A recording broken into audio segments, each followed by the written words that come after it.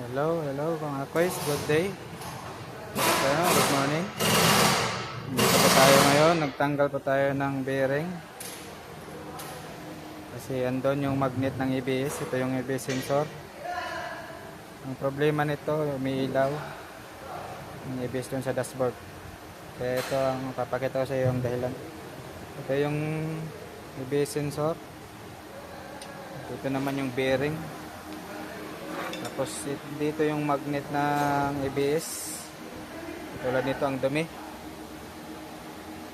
Yan. Pag madumi ito, pag malfunction yung ABS at saka may ilaw. Dapat malinis to. Yan. Dapat malinis yan.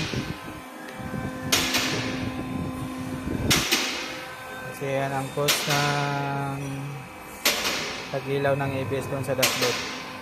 Yun lang mga kois, dagdag kalaman lang. Thank you. Follow and share. Bye.